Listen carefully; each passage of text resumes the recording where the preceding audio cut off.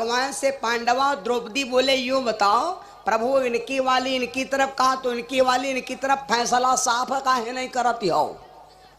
तो भगवान जानना चाहते हैं कि अर्जुन को मैंने गीता का ज्ञान दिया है, भला गीता का ज्ञान इनके दिमाग पर है या नहीं है। बहुत बड़ा जो ज्ञानी पढ़ा लिखा आदमी होता है उसके शरीर पर आप गर्मी नहीं देखे हुई हो। अगर पढ़ा लिखा MBBS है और तनकहब नाके पर गुस्सा बैठी हो तो जान लो पढ़ा नहीं है, कढ़ा है खाली।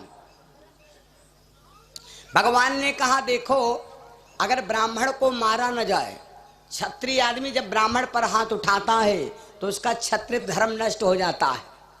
इसलिए अगर इसको मारोगे तो तुम्हारा क्षत्रिय धर्म नष्ट हो जाएगा। मारना चाहिए किसी को। अगर इसको समाज से लात मार के भगा दिया जाए तो बोलो मरे से ने कम है। यही रविस्वीरा हुआ, अश्वत्थामा को छोड़ करके और लात मार के पांडवों ने भगा दिया। 1 किलोमीटर जब बढ़ा तो अश्वत्थामा पांडवों को गर्ज करके कहा जाओ तुमने आज मेरी सभा के अंदर हंसी कराया, मैं कसम खा के जा रहा हूं कि पांडव वंश में कल्लन हो गए थे आप, या कसम खा लिया। ये बात कसम खा लिया था भैया। उस समय जानते हो, उस समय परीक्षित महाराज अपनी मैया के गर्भ में थे। परीक्षित के पिता का नाम था अभिमन्यु। क्या नाम था? अभिमन्यु। ये अर्जुन का बेटा था। अभिमन्यु मारा कहाँ गया? जिस समय चक्रव्यूह का युद्ध चला, अभिमन्यु भीम उठाया गदा, चल पड़े। अभिमन्यु आया, बोला दादा अर्जुन के लड़का समरथ बैठे पुरखन कौन परी परवाए।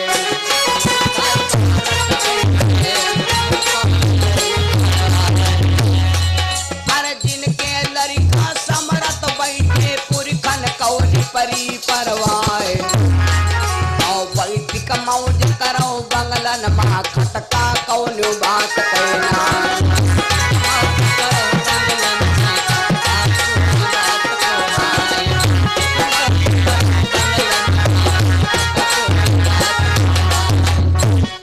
अभिमन्यु बोला दादा तुम न जाओ,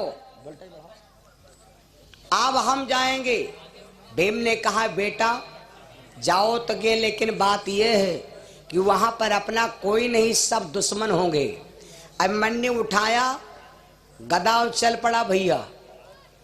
अभिमन्यु जिस समय चक्रव्यूह में पहुंचा, दुर्योधन का एक बहनोई था, इसका नाम था जयद्रथ।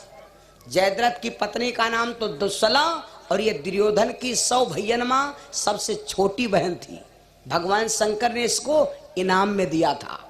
लड़का करस खा जाते हैं, करस में एक सिट्टी नाम पावत है, तो यह सिट्टी आई मिली रहा दुर्योधन के यहाँ, वो गांधारी के यहाँ बजावे वाली। वो बहन ब्याही थी किसको? जयद्रथ को। जयद्रथ को पता लगा कि ये मेरे सालों के दुश्मन का लड़का है। सलाह कर लिया कि दुनिया लौट जाए लेकिन यूं न लौटे पावे। अभिमन्यु लड़ने लगा। अभिमन्यु 6 फाटक अकेले चक्रव्यूह के तोड़ दिया, लेकिन 7वां फाटक जब आया तो 7 महारथियों ने मिलकर के अभिमन्यु को आखिरी वाले गेट पर मार डाला। एक अर्थ समझो, अर्थ नहीं समझो भाई, खाली एक कथा समझ लो, बात नहीं समझो। 7वां गेट पर दुनिया में कोई नहीं बचा। 7वें गेट पर सबका मरहक है आल टोटल।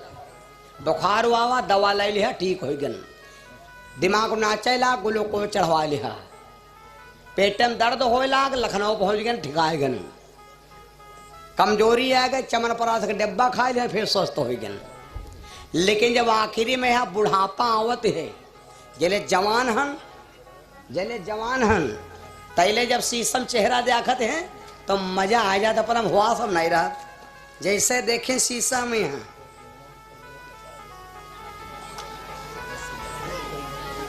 ए रेशमी जुल्फे ए दिल आशिकाना, ए दिल आशिकाना, चेहरा में देखते हैं मारे गलगल हो जाते। और लेकिन जब बुढ़ाएंगे तब चेहरा वो तक नहीं बचा। एकदम हो गया पापल्ला।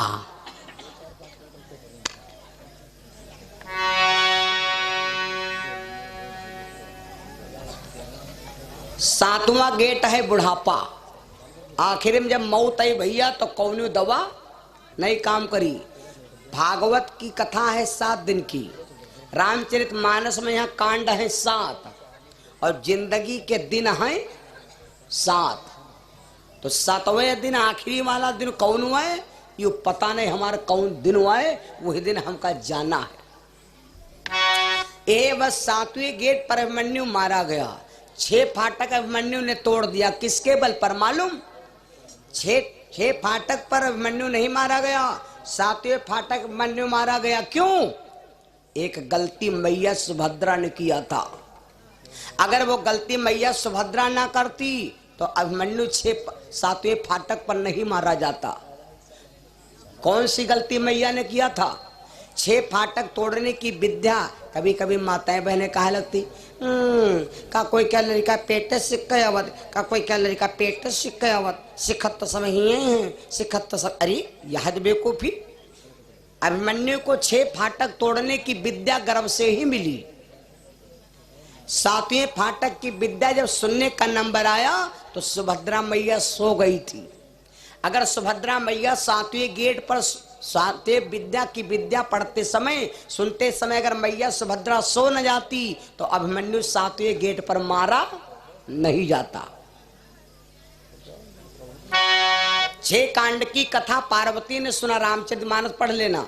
और 7वें कांड में अगर पार्वती मैया अगर सो न जाती तो शायद पार्वती अमर हो जाती, तो बार बार जन्म लेब मरब बंद हो जाती।